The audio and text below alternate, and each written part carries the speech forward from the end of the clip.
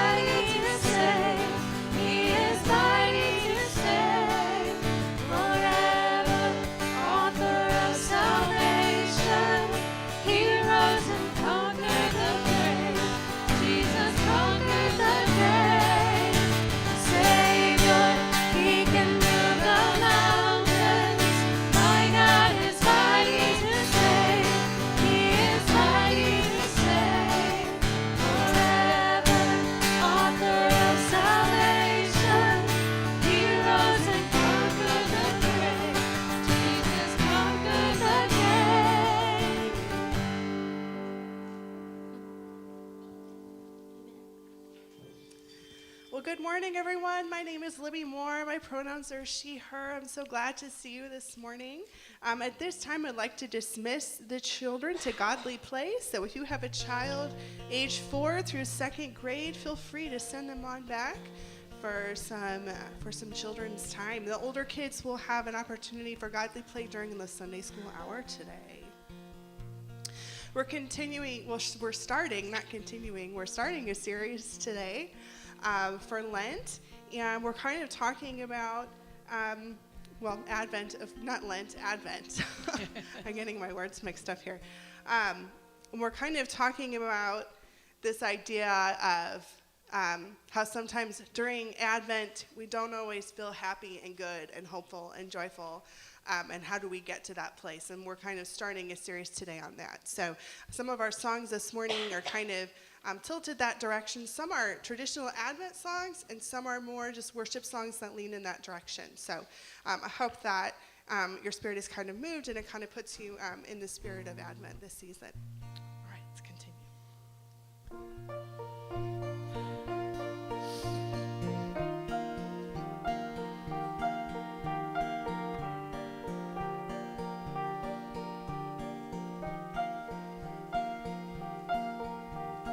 You heard the cry of our hearts, and you came down. Freely you gave us your love, showing us how. Make me an instrument of your peace. Where there is hatred, let me soar. Where there is darkness, let me shine light. And may your love cause us to open up, cause us to open up our hearts. May your light cause us to shine so bright that we bring hope into the dark.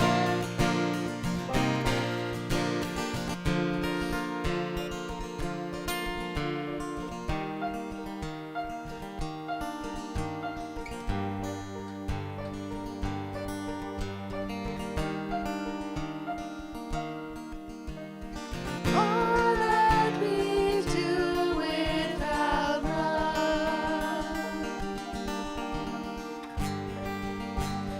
it means nothing.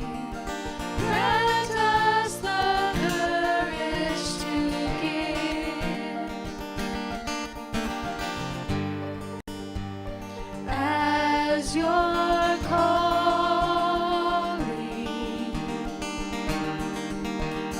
Make me an instrument of your peace. Where there is hatred, let me soar. Where there is darkness, let me shine light. And may your love cause us to open up, cause us to open up our hearts. May your light cause us to shine so bright that we bring hope into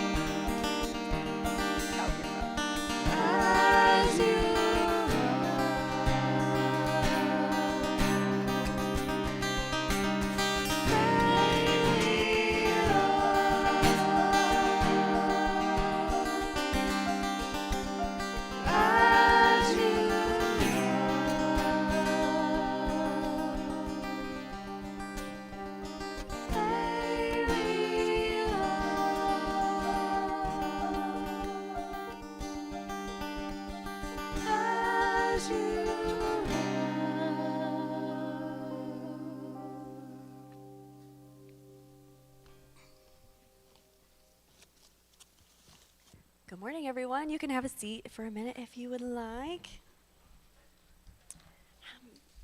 I'm going to go through a few announcements this morning. I'm Tara, the church organizer. So if you ever email info, that's me. So Adult Sunday School is returning for Advent. Join us right after worship on Sundays in the Parkview Hall, and we will discuss the sermon based on the Advent series, The Heart That Grew Three Sizes. We'll also discuss favorite Christmas memories, movies, songs, and all the Christmas things. And as far as family core's needs this year, they're doing things a little differently. We have a box right out here in the foyer. They have an Amazon wish list, and they are asking for all donations by December 1st. I will be here Monday, or if you need me to come pick something up for you, I am happy to do that as well. Just let me know. And they are also looking for volunteers for various events throughout the Advent season. So if you want to contact Megan Mason, she's in the nursery today, but I will post her information online on the We Are Imago page. And we were also offering Advent midweek practices to go along with the series this year as well. Those will take place on Wednesdays from 6 to 7. And childcare will be offered for ages 4 through 5th grade, right, Holly? So they will get a lesson as well that goes along with the series. So that'll be a really great opportunity for everybody. All right. And I'm going to do a quick Advent prayer. All right. If you pray with me. In this Advent of expectation, draw us together in unity, that our praise and worship might echo in these walls and also through our lives. In this Advent of expectation, draw us together in mission, that the hope within might be the song we sing and the melody of our lives. In this Advent of expectation, draw us together in service, that the path we follow might lead us from a stable to a glimpse of eternity. Amen. Also, Linda, I didn't forget, where are you? The Hot Mess Sisters will also have their Christmas party at Linda's house this Thursday. So if you want to talk to Linda after service or during the 7 minutes that are about to happen, I'm sure she'd be happy to tell you all about it. All women are welcome. All right, so we're going to take 7 minutes, talk to each other, fellowship. All right, we'll see you back in 7.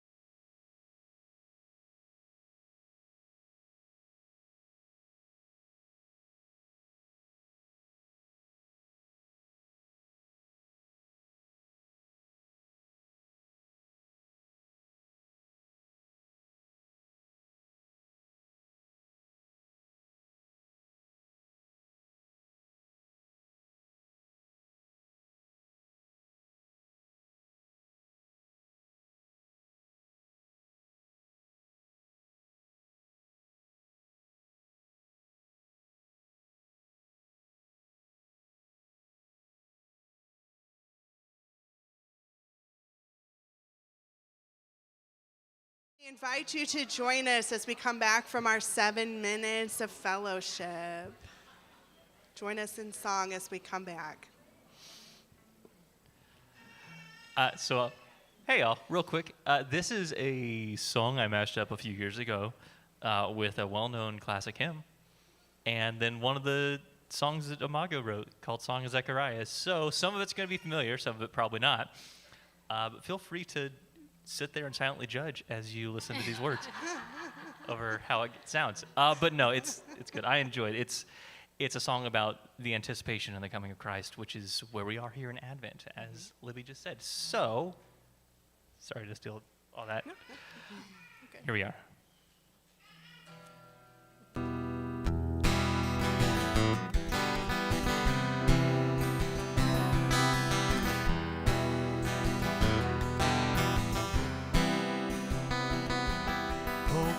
Oh come, Emmanuel,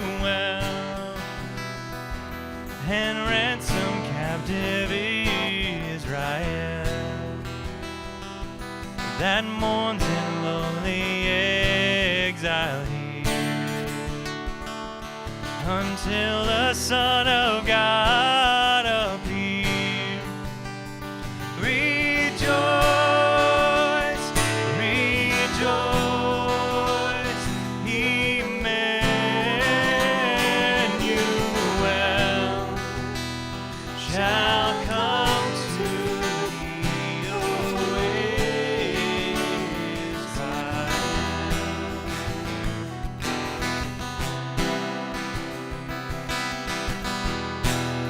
God who has set us free, sending us a Savior. Our God who has set us free, David only better. You've told us through your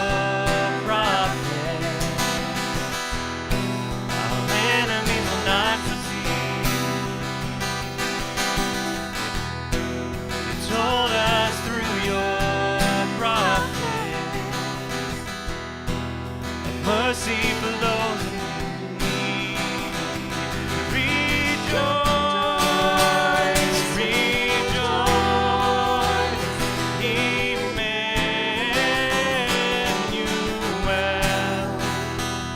shall come to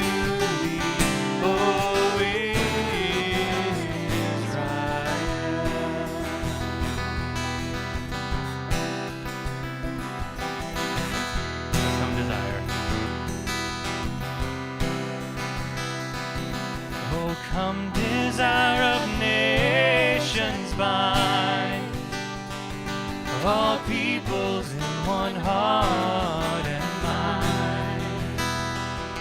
Bid envy, strife, and quarrel cease. Fill the whole world with heaven's peace. Rejoice, rejoice, Emmanuel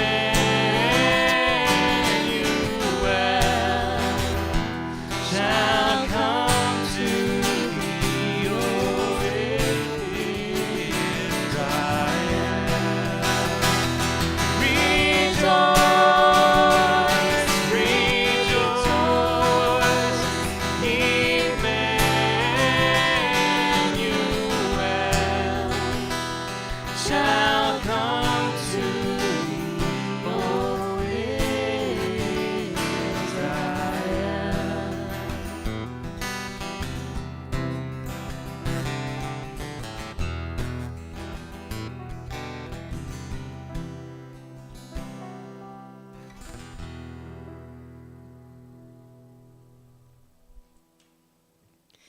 At this time, Thad and Cindy Kirsch will come forward to light our Advent candle.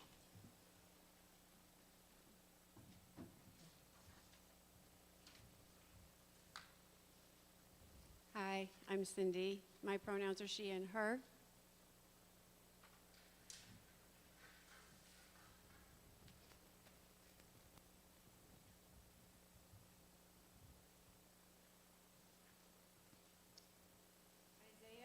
40, 3 through 5. A voice cries out in the wilderness, prepare the way of the Lord. Make straight in the desert a highway for our God. Every valley shall be lifted up, every mountain and hill be made low.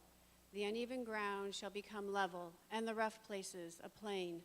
Then the glory of the Lord shall be revealed, and all people shall see it together, for the mouth of the Lord has spoken.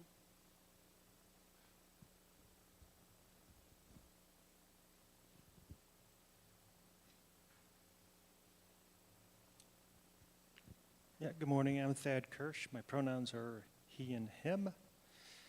From Isaiah 9, verses through to 7. The people walking in darkness have seen a great light.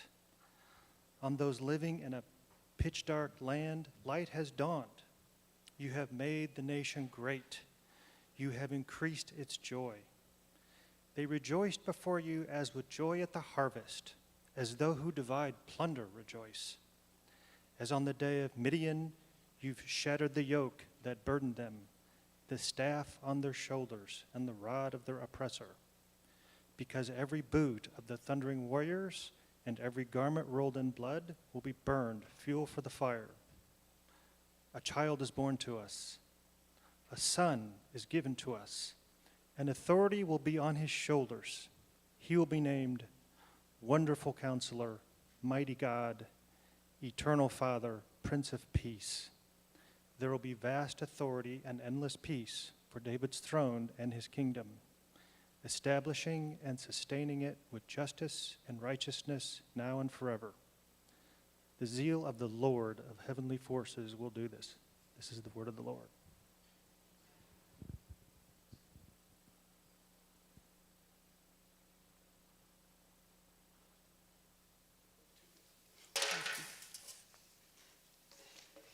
Good morning again. So for our Advent series, we're doing something a little different. We pretty much always do a series. And so this year, we chose one based on the Grinch. And the name of the series is, if I can get this to cooperate, there we go, is The Heart That Grew Three Sizes. Now, I've never been that big of a Dr. Seuss fan or a Grinch person or whatever, but the series looked really cute. So I did some digging around in it, and I thought, this has the promise of being delightful, and I hope that it will be for all of us. So before we get into today's sermon or teaching, whatever we want to call it, let's talk a little bit about Dr. Seuss. So I did some Wikipedia research, just some real hard-hitting, deep dive kind of things on Dr. Seuss. Took me forever. But his real name was Theodore Geisel, I'm thinking. I'm not 100% sure. He was born in 1904. He was married to Helen Palmer, and she had suffered many illnesses. She was evidently sickly her entire life. They did not have children.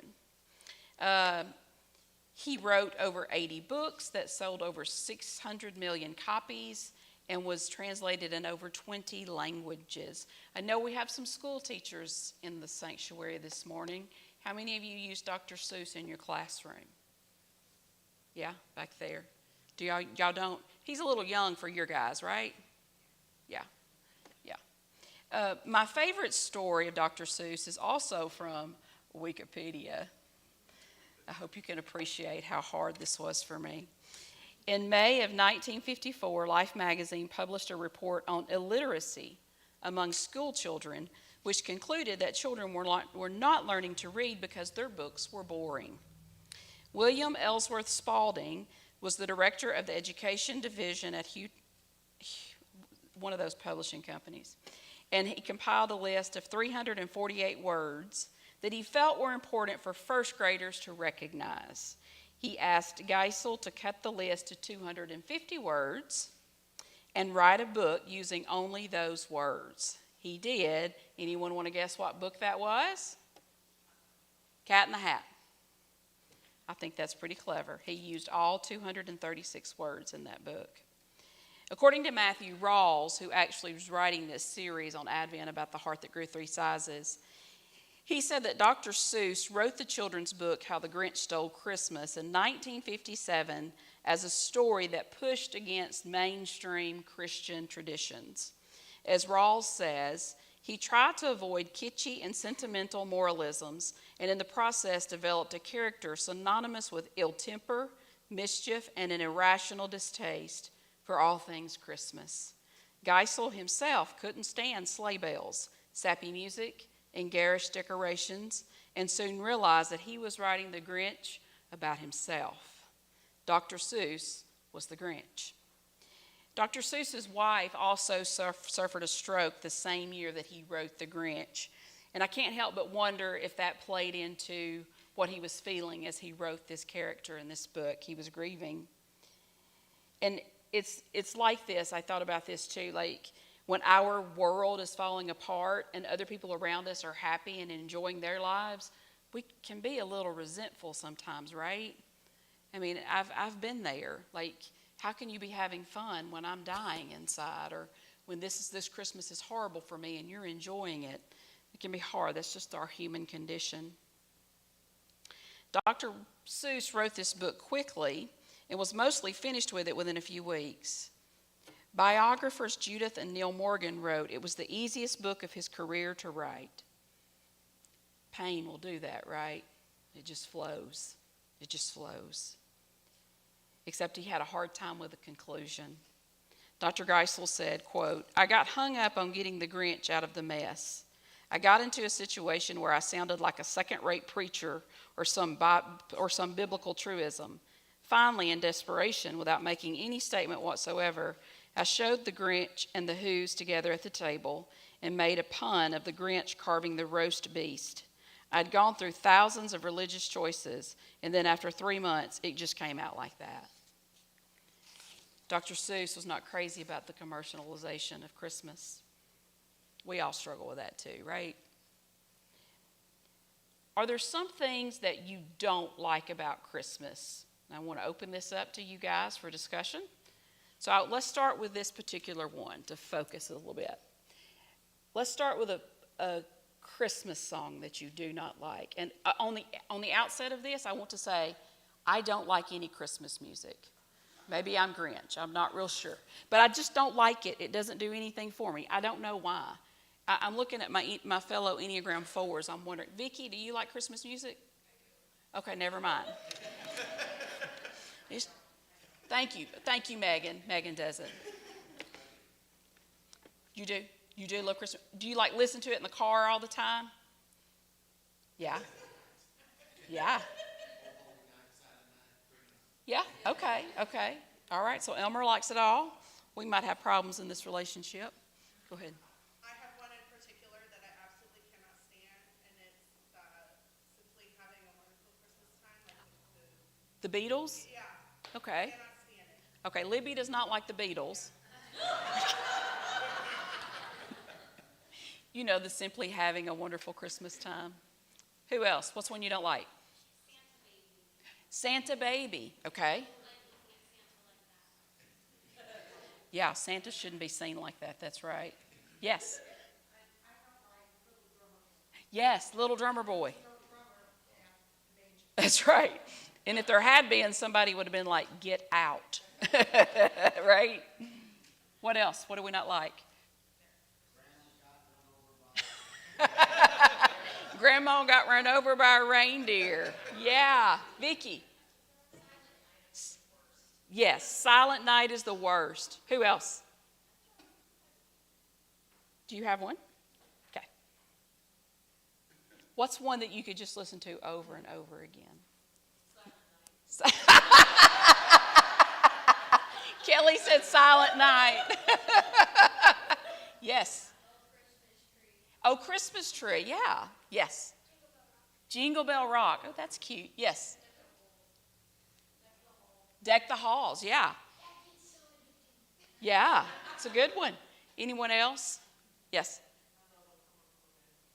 Oh, yeah. Oh, come, Emmanuel. That is a good one. Yes. Really? Okay. Rudolph the Red-Nosed Reindeer. I'm teasing you, babe.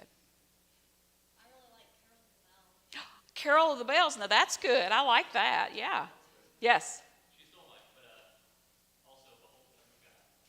Yeah, I don't know if any of you have had a chance to listen to Behold the Lamb of God by Andrew Peterson. That is the only Christmas music I can stand. Like listen to it every year over and over again. So if you get a chance, if you have Spotify or Apple Music, listen to Behold the Lamb of God. I hope one day that we can do that here one Christmas. JJ and I are strategizing how we could make that happen. It would be nice. It's really beautiful music. I do like the Eagles Christmas song. Y'all remember that? What's the name of it? I can't think of it now. I'm thinking of the verses, but I can't think of the name of it. Anyway, it'll come to me later. If you think of it, just shout it out. What about Christmas movies? Do you like Christmas movies? Oh, gosh. Ugh, those Hallmark Christmas movies, I just can't.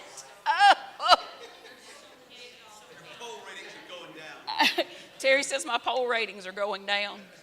I mean, the flannel and the small town girl that moved to New York City and couldn't find a man. She moves back home to a town of 2,000. She meets the lumberjack and they fall in love and live happily ever after. Yes, we know. Exactly. They're so predictable. That's it. Yes. Yes. Christmas Vacation. Absolutely. Yes. That's a good one. Yes. Home Alone. Yeah, that's a good one too. Yes. The Grinch, that's a good one. Yes, I'm sorry. White Christmas. That's a good one. Yes. Oh, yeah, that's cute. Santa Claus with Tim Allen. That's a cute one. Haven't seen that in long. Is that where his beard keeps growing? Yeah, okay. Yeah, that's cute. Yes. It's a Wonderful Life. Yeah, I haven't seen that in a long time. Yes, Amy. Home Alone 2.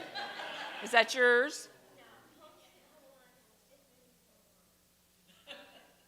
The 5th movie of Home Alone is Amy's pick. Yes.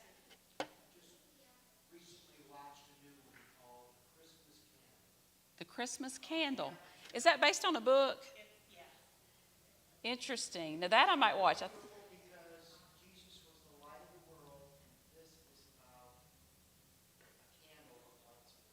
Oh, I love that. May have to check that out. Yes, JJ.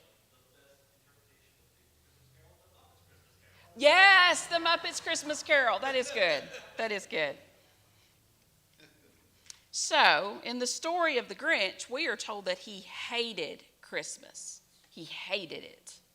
And that's not what we expect to hear about a children's book character, that they hate Christmas. It's a little different, especially in 1957. But does anybody know why the Grinch hated Christmas? Max? Sarah? Lily?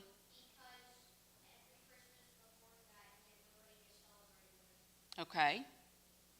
All right, because every Christmas before he had no one to celebrate with. Yes? Lily said when he was at the orphanage, they had never celebrated Christmas before, and he didn't know anything about it. Yes? Because he was bullied also in school. Yeah. Elmer said he was bullied. Would you be surprised to know that Dr. Seuss never tells us why? So where do we get this? The movies, right? Because I thought that too. But the book, he never says why the Grinch hated Christmas. He kept it ambiguous, maybe to allow us to imagine why. Yes? What the Grinch complains about in the original book is the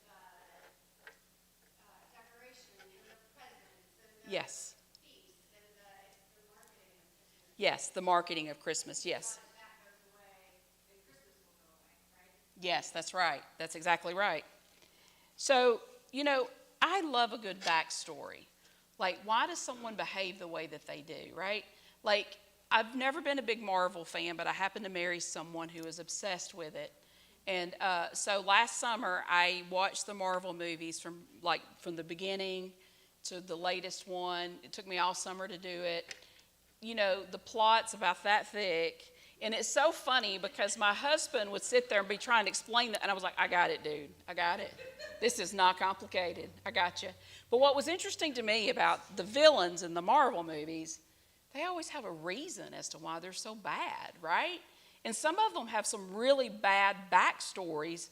You think, well, no wonder you're such a jerk, right? And it makes you, for someone like me, I don't know if this is a 4 thing or just a sappy thing, but it makes me feel sorry for them. Like, what other choice did they have? It's like they didn't have any other choice. But we don't know why the Grinch hates Christmas. We don't know why he's so mean and why he needs to steal those presents. And it really is unsatisfying when we don't know why sometimes. And the beginning of the Advent story doesn't begin in a lighthearted way either. The scriptures in Isaiah, the traditional Advent scriptures read, "If only you would tear open the heavens and come down.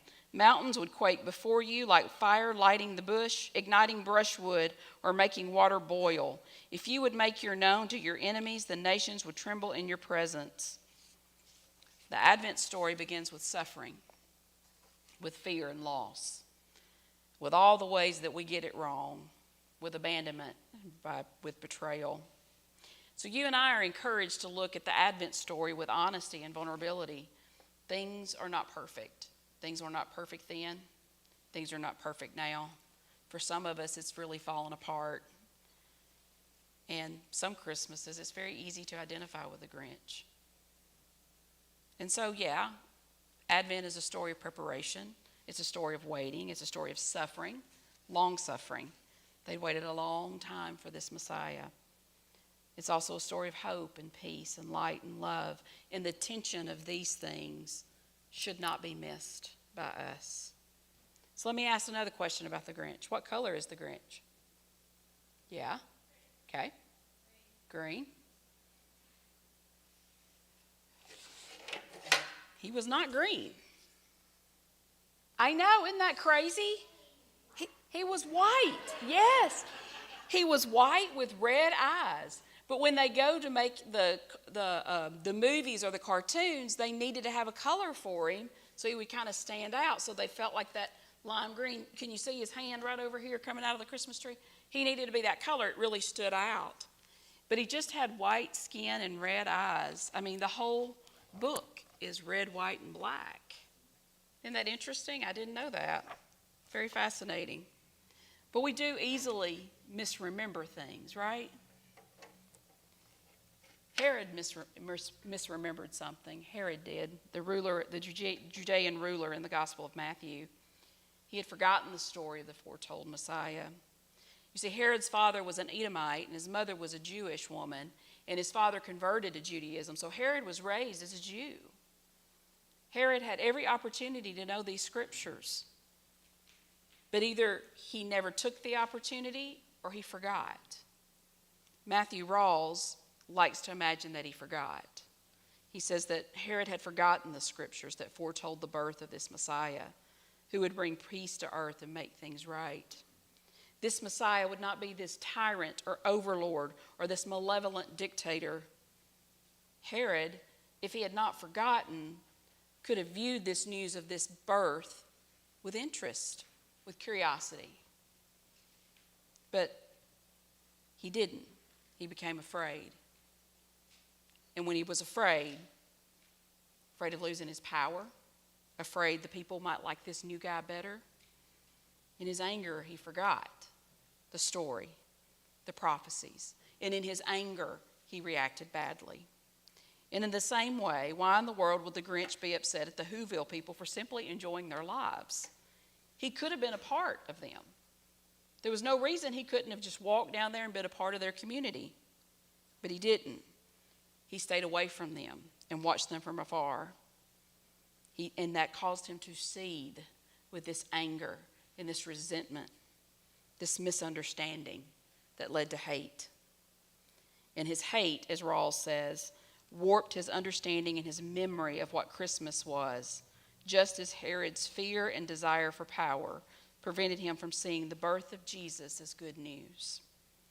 Fear and desperation to hold on to power, loss of control, and unwillingness to learn something new about ourselves and others, this resistance to humility, it always sets us up for failure. We will miss seeing the goodness in others. We'll miss seeing the goodness in ourselves. We will miss seeing everything so clearly. Herod missed it. And because Herod didn't remember, because he missed it, he responded to the news of this baby, of this Messiah, with hate. And the Grinch did too. Now, you and I don't hate anyone. We would probably never say that. Maybe we can all agree to hate Hitler. But like somebody that's living and breathing in our midst right now, we don't really own up to hating anyone.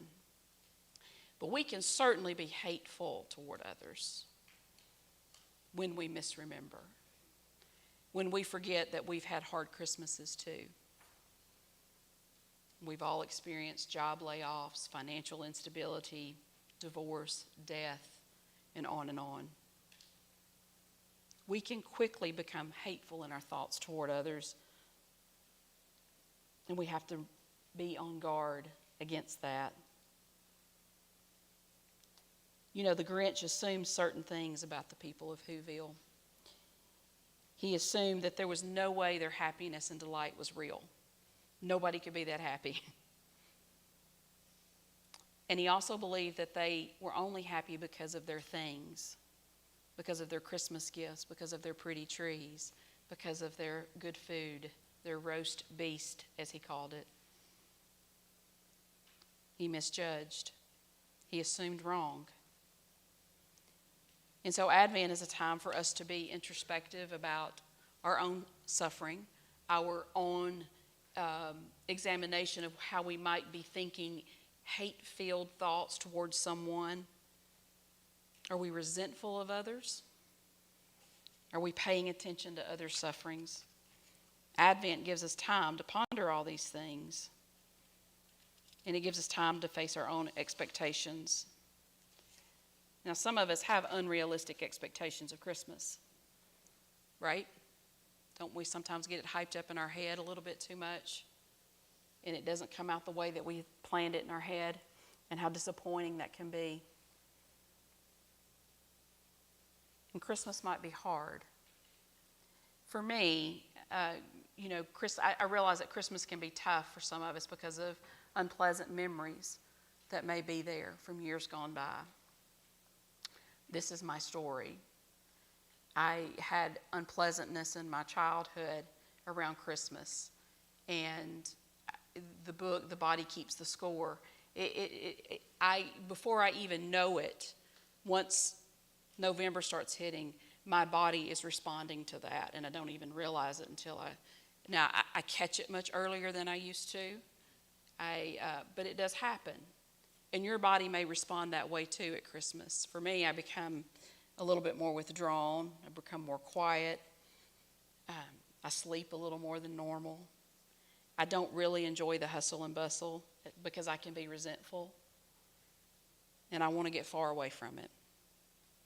But I've also learned that those are not healthy ways for me to cope.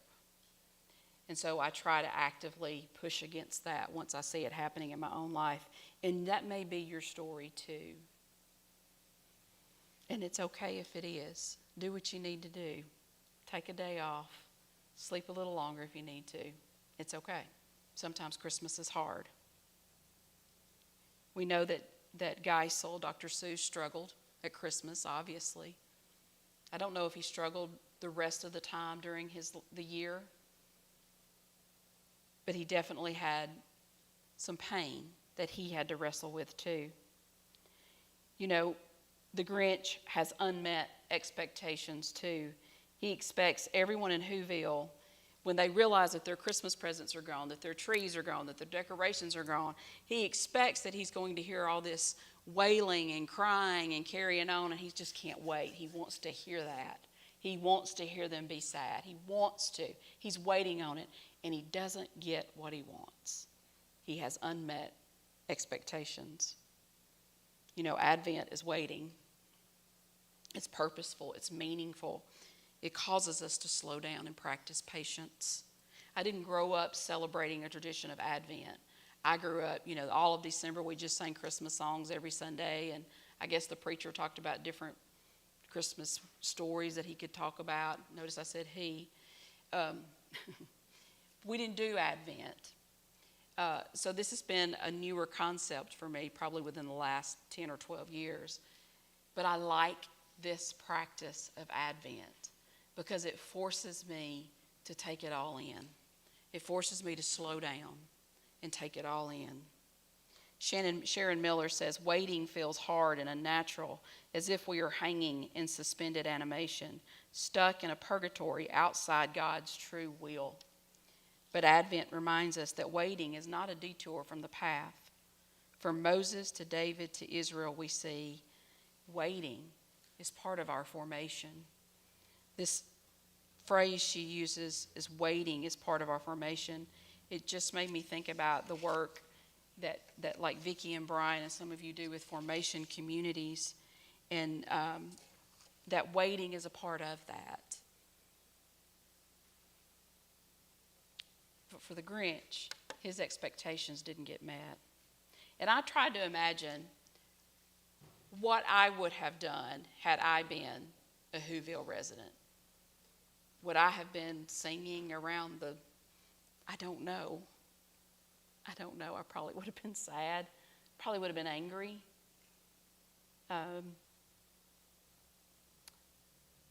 In Luke 1, we read, when Elizabeth was 6 months pregnant, God sent the angel Gabriel to Nazareth, a city in Galilee, to a virgin who was engaged to a man named Joseph, a descendant of David's house.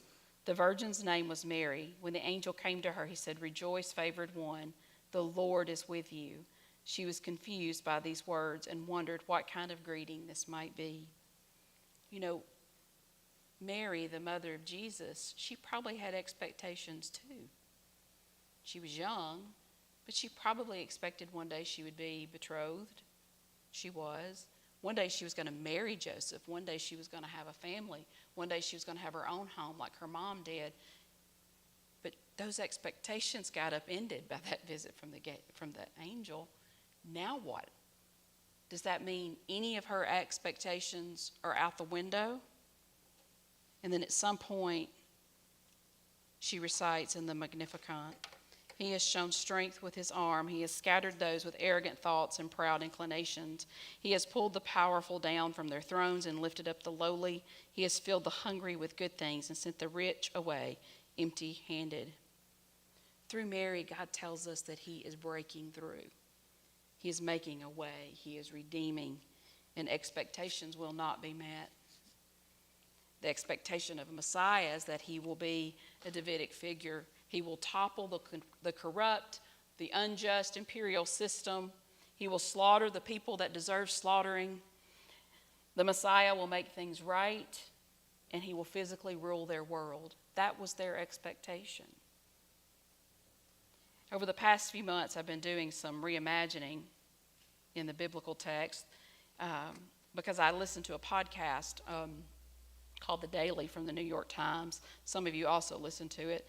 And in this podcast, they interviewed a conservative pastor from Arkansas, and he was saying that because of the political issues of the past few years, he wound up having to leave his church of 17 years because it just got so polarized in his church. He still considers himself a conservative, but it just got to be too extreme for him, and he couldn't work through it with his congregation.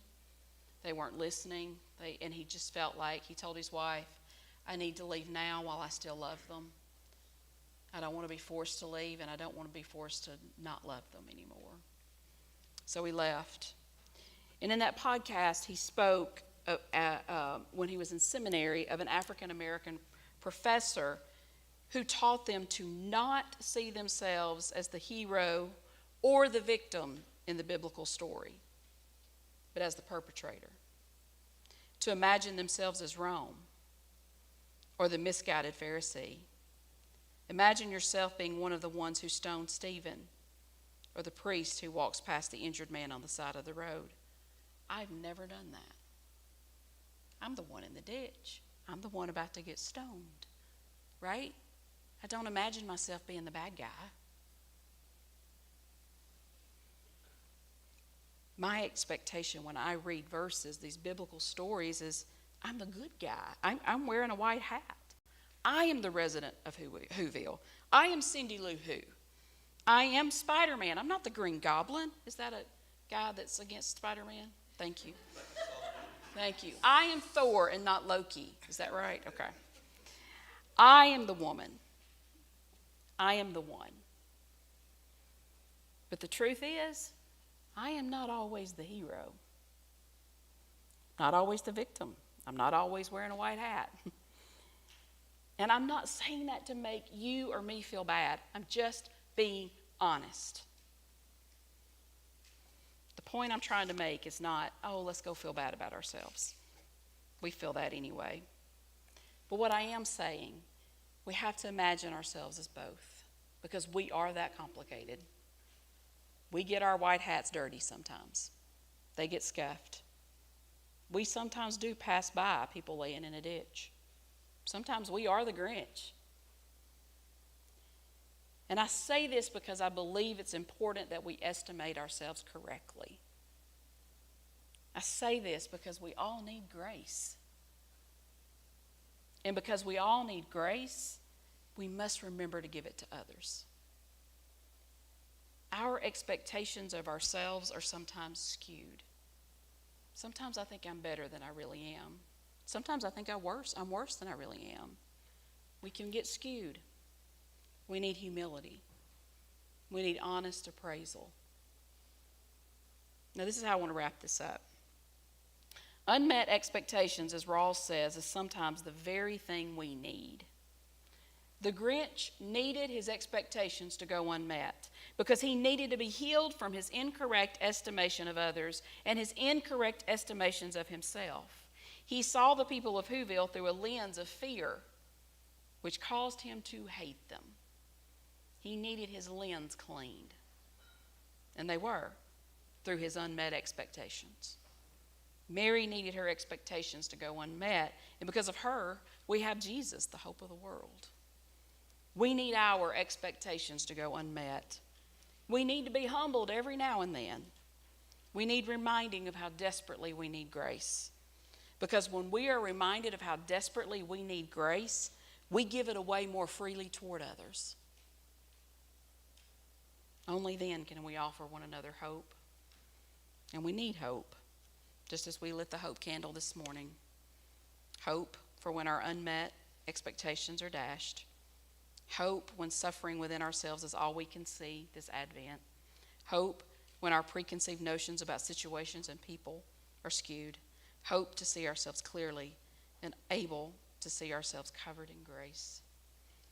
And then to share that hope with others. May it be so with us this Advent season.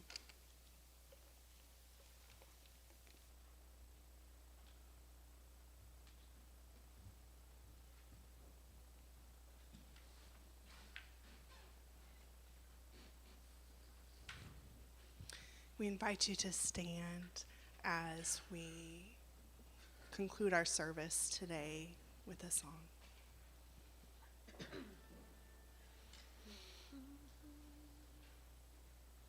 This is a song that we've kind of chosen as one of our theme songs for this season. So even though you may not be familiar with it today, we invite you to sing the parts you can, and if not, feel free to sit and meditate on the lyrics, and you'll get more opportunities to sing it later this season.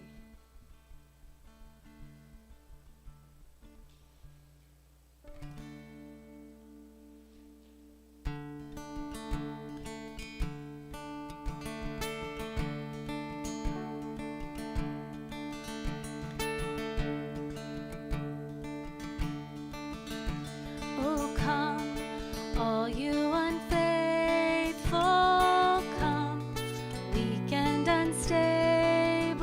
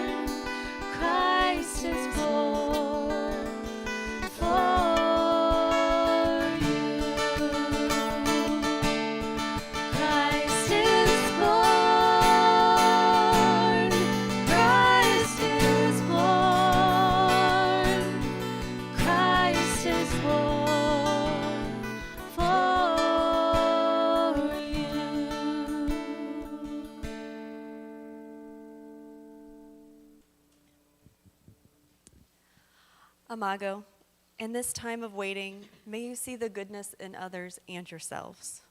In this time of waiting, know that you are still on the path and that hope is there. Go in grace and peace.